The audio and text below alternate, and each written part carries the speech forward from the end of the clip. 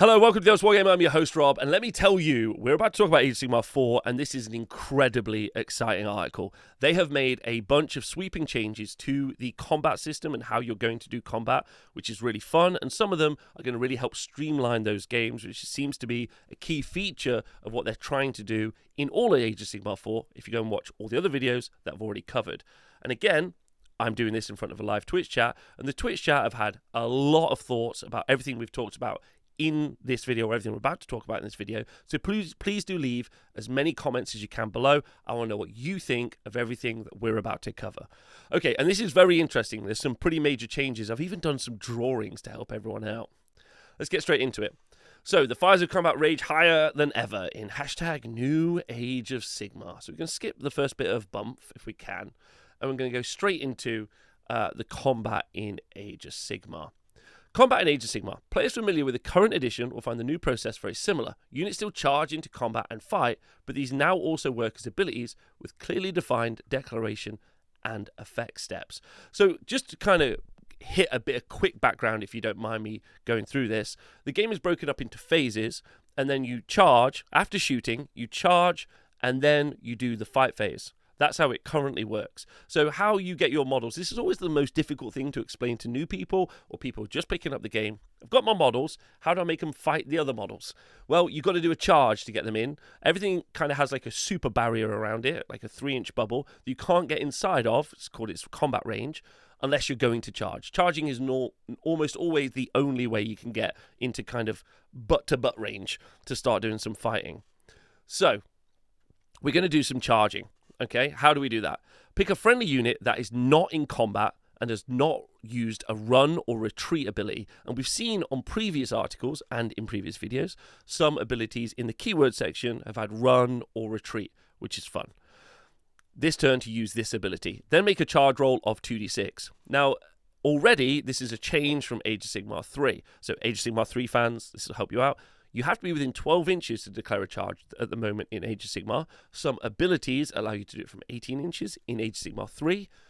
But in this, you don't need to be within 12 inches at all. So that is a change, which is quite nice. This also means that if you have, let's say, +1 to your charge, and you roll 2 dice, and you end up with a double 6, which makes a 12, which means 13, you can still charge stuff that's 13 inches away, even though, obviously, you can only roll a 12 on 2 dice. So this is a big change, and is going to affect some stuff in the game. Also means units with 3d6 charge or can charge, like, are going to be even more effective, which is fun. Effect. That unit can move the distance up to the value of the charge roll. The unit can move through the combat ranges of an enemy unit. Now, that's the thing I talked about where it's the range of the model. The enemy models have a combat range, which is 3 inches, so you can move through it. And must end the move within half an inch of a visible enemy unit. Now, this doesn't mean that you need to see the unit to charge, because that's not a stipulation, but you must end the charge near a unit that you can see. Now, that's cool because that opens up to some design space for invisible units that can't be charged, or maybe special buffs that can be activated. If it does so, the unit using this ability has charged, and charge will be like a status, which we'll come to later, which is fun, because units that have charged will do more stuff. Cool. So you don't have to be within 12 inches, which is fun, and unlike 40k, if you're someone coming over for 40k, Age of Sigmar, you do not have to declare a target for the charge. So you just go, that unit is going to charge, my unit, roll 2d6. That's a big change for a lot of other systems and other people, where normally you have to declare a target of a charge. Okay? So, don't need to declare a target, don't need to be within 12 inches, just pick your unit that hasn't run or retreated, roll 2d6. Have a great time. Perfect. Okay, once you've done that, you get to fight. Pick a friendly unit that's in combat or that charged this turn to use this ability. That unit can make a pile-in move. Now, there's a good bit of distinction between those two bits. That is in combat or that charged this turn. Let's say I charge 2 units into an enemy unit. My first unit wipes out the unit that we're fighting. Well, then what happens to the other unit? That other unit can still make a pile-in move. That's how it is in Age of Sigmar 3. It's how it's going to be in Age of Sigmar 4. So they've made a distinction between that. So any unit that charged will always get to make a pile-in move unless something stops it, even if an enemy model, the model you're meant to be fighting, is dead. Okay? So then if that unit is in combat, you must pick 1 or more enemy units as the target of that unit's attacks. Resolve combat attacks against the target unit or units, and you can split your attacks amongst different units. The order of operations is generally much clearer in this edition. There are no more start phase or end of phase subphases. In each phase, the active player uses any of their abilities in whichever order they want, and then their opponent can do the same. So, I don't think that's exactly true, because in their last article, they talked about new commands and how those happen at the end of their respective phases. So then we decided to write this out. So I made this little chart for people just to kind of break this apart, because the combat phase has got, and they've said there are no phases, so I've decided to call them combat sections. They're combat sections. This is the way it works in combat.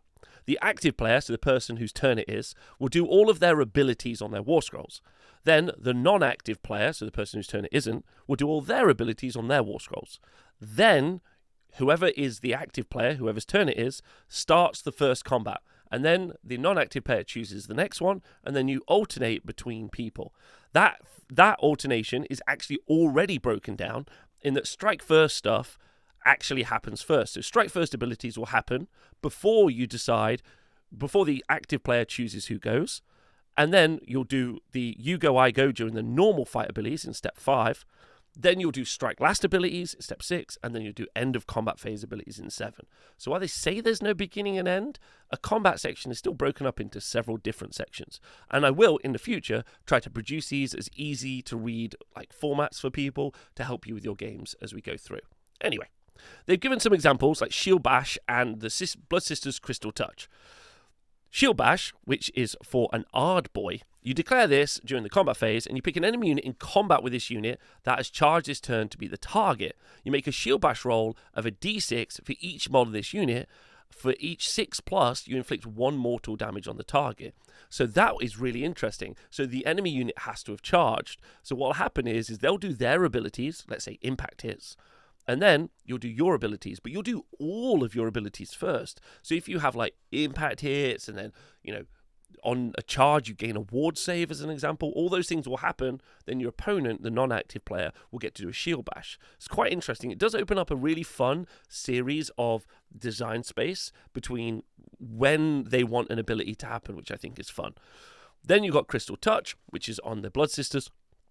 Pick an enemy unit in combat with this unit to be the target. Roll a dice. If the roll exceeds the target's health characteristic, the target has to strike last for the rest of the turn. Now, this actually doesn't matter when it happens, because if you charge in and you decide to do the Crystal Touch, then strike last is still going to happen later on. It's going to happen when you start choosing who fights. And if you're charged, it's still going to happen as a secondary ability. Now, if you've got abilities that turn off your opponent's abilities, this is quite fun as well. So there's some really, even though it's very simple, there's some really nice step elegance to where it's going to happen in the turn. So Crystal Touch is effective all the time, and Shield Bash is effective when a unit's charged, right? And that gives the unit some rolls, which is fun. The combat phase has one significant difference to other phases. After both players have resolved any of their other abilities for this phase, they then take it in turns to activate units to use fight abilities. Starting with the active player, the strike first and strike last effects are still very much in the mix, occurring on either side of the starting fight times, which is exactly what I covered in this article. Strike first, then you alternate, and then strike last. That's what happens in this little list. So I hope that clears that up. Coupled with all-out attack and all-out defense, the combat phase remains a tense strategic affair. Units cannot make shooting attacks if they are in combat. This is a big change, unless their weapons have the shoot in combat ability. So tagging a missile unit is a great opportunity for counterplay. Now, I really love this, because when you have a generic rule, yes, you can shoot into combat. That makes less sense with a pistol versus a cannon. So having a cannon be able to shoot into combat doesn't really make much sense. However, when it's locked in combat. However, pistols you would want to see used in combat all the time. I love this rule. I love this change, sorry. I think this is really healthy for the game. It's really healthy for people as well. So I think that's super cool. So I really like that. That's really fun. And it also opens up the design space. Please insert the meme there. The design space. Now, they've given the combat ability sequence, but as we've already seen, this isn't exactly quite right, so we'll kind of skip past that. A unit can perform a pile-in move as part of the fight ability, allowing models to move up to 3 inches.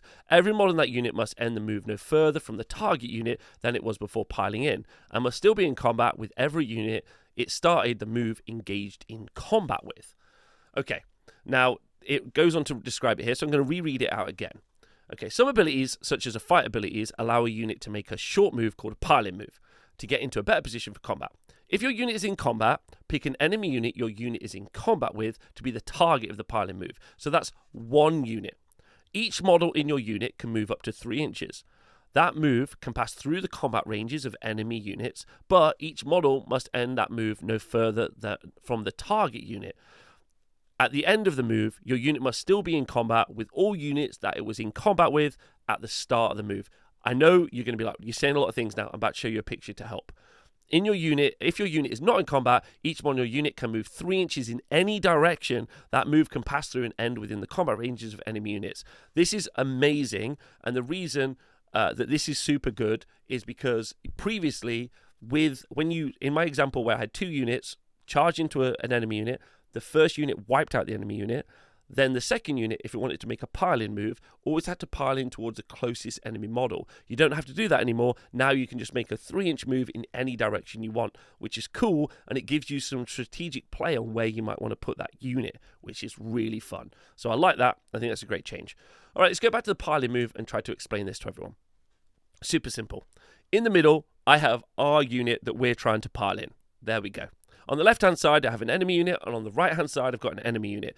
And our unit in the middle is engaged in combat with both units on the right and the left. Sweet. I would like to choose to target the unit on the left. In old Age of Sigmar, everything to the right-hand side of the line would not have been able to pile into the left because it would have been closer to the unit on the right.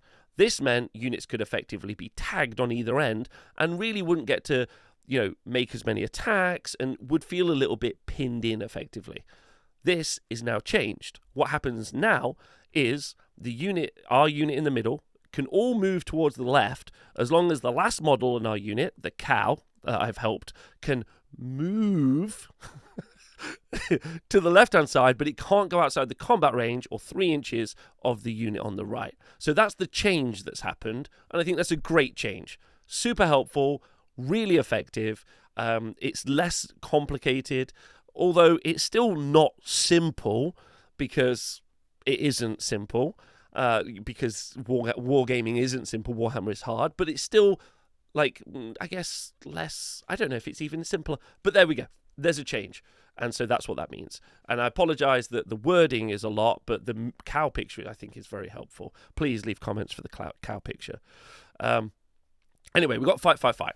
The process of working out combat will be familiar to players with a few key changes. Unmodified rolls of 6 are now critical hits. With a few key changes. Unmodified a term that can trigger a range of new effects on attacks, while mortal wounds have been renamed mortal damage. We covered this in other articles. Overall rend has been reduced throughout the game, and while you can still positively modify your save profile with all-out defense, which is +1 save, this remains capped at +1. Most factions lack any other tools to further increase a unit's save profile, so save stacking, the process of negating rend by adding an extra save, is largely a thing of the past. This was a problem with Age of Sigmar 3, in that what they did is they made more units have more defenses, so save stacking, therefore they had to up the output. And by upping the output, they then had to increase recursion, so healing and bringing models back and everything else. And it became kind of an arms race of damage versus returning models, effectively. So what they want to do is cap that now.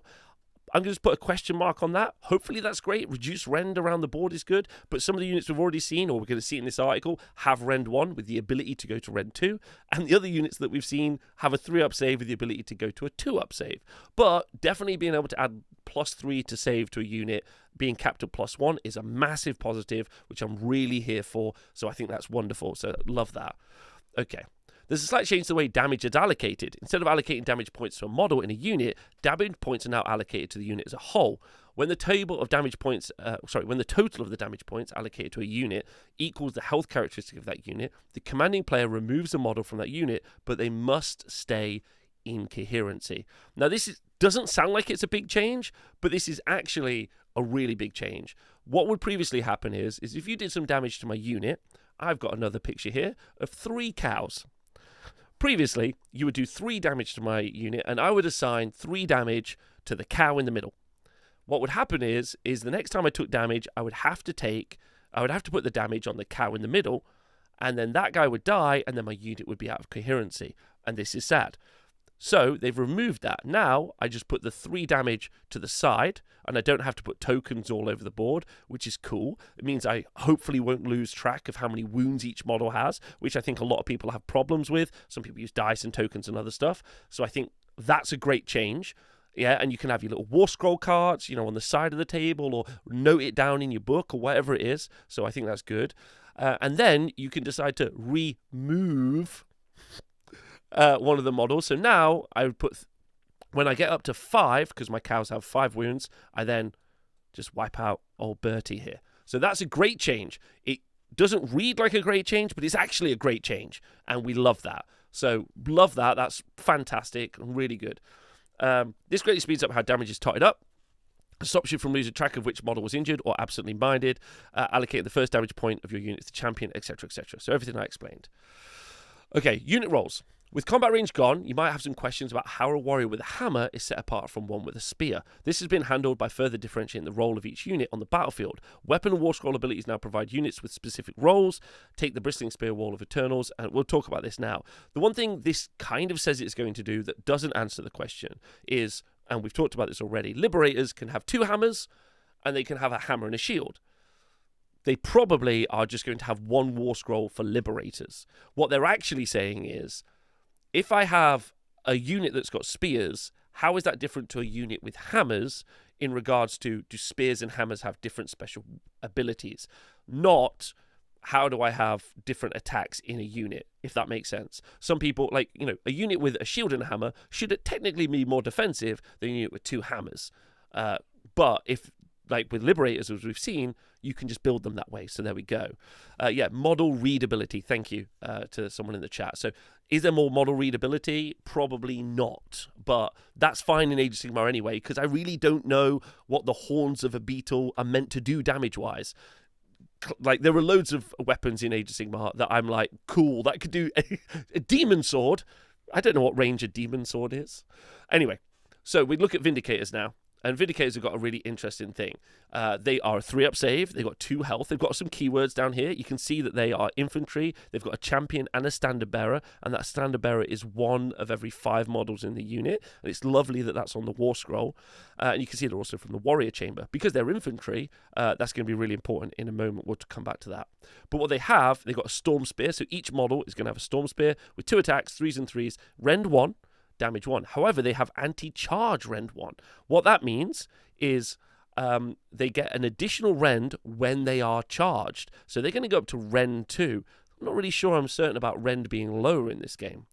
They also have a special ability, Hold the Shield Wall. If this unit did not charge this turn and was charged, on a 4+, this unit has a strike first for the rest of the turn. So this is really impactful. Great for holding an objective. You can absolutely imagine this, a shield wall, they get charged. 4+, we strike first, we're quicker than you. That's a really, really fun thing.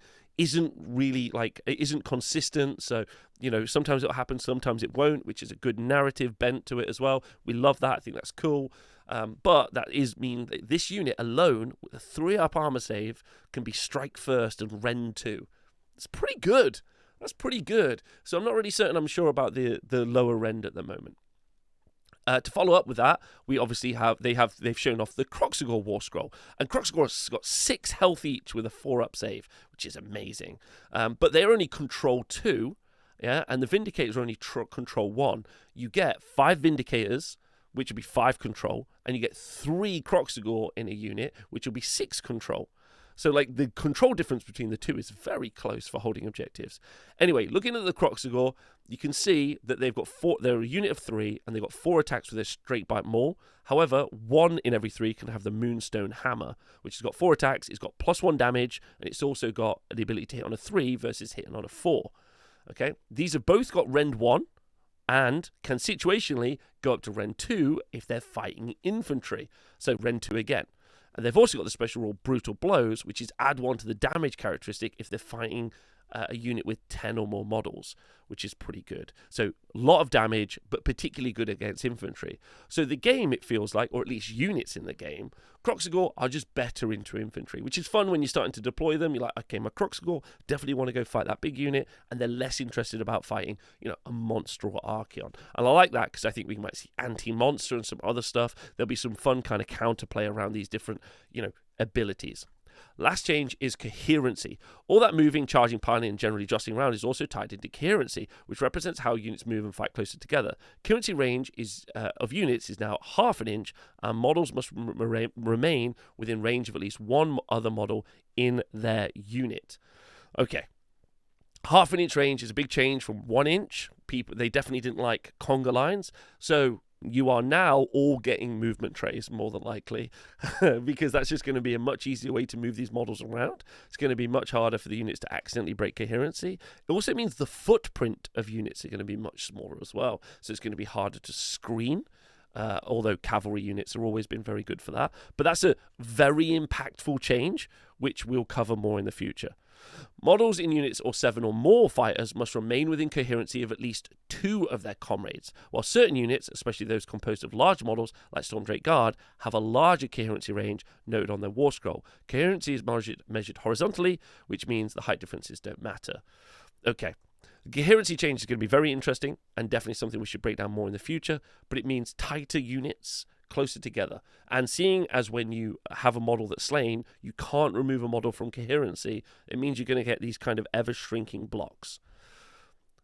Now we get to retreating. Battle Shock is gone because to fight in Age of Sigmar is to fight the fate of the mortal realms. Armies engage a battle with utter conviction and battle to the bitter end. But retreat is now an ability used in the movement phase, a tactical decision that comes with the cost of D3 mortal damage, though some wily units may be able to use special abilities to slip out of combat without reprisal, including Skaven.